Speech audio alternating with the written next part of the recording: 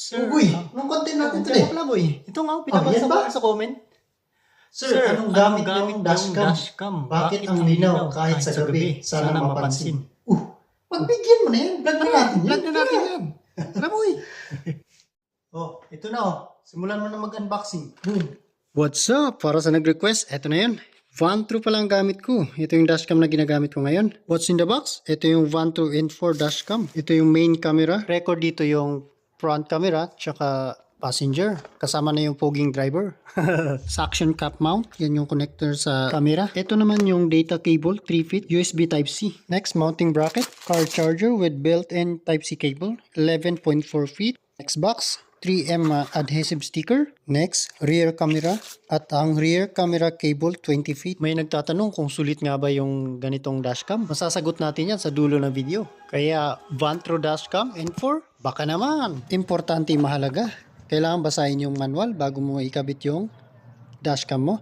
Or pwede rin manood ka ng tapusin mo tong video. At hindi kasi parehas yung windshield ng mga sasakyan. So yung iba, mas maganda ilagay sa right side. Yung iba naman, mas maganda sa ilalim ng sensor. At yung iba naman, pwede sa left side. Depende po sa inyo. Basta hindi sagabal sa pagmamaneho. Sa akin kasi mas malapit sa sensor sa left side.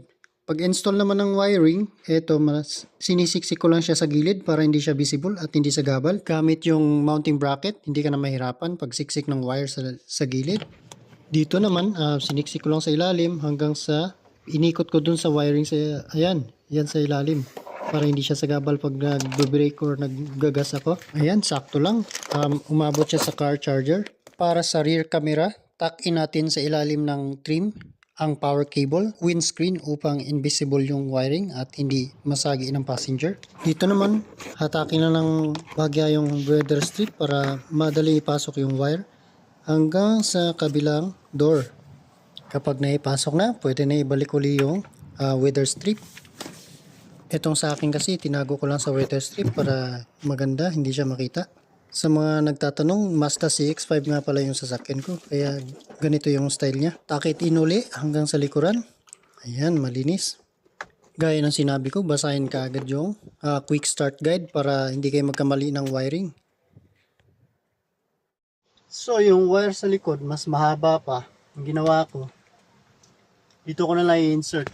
Ayan, dito. Ayan. Bago ikabit yung rear camera, isukat muna sa pinakagitna ng stoplight. Pagkatapos nyan, testing na natin.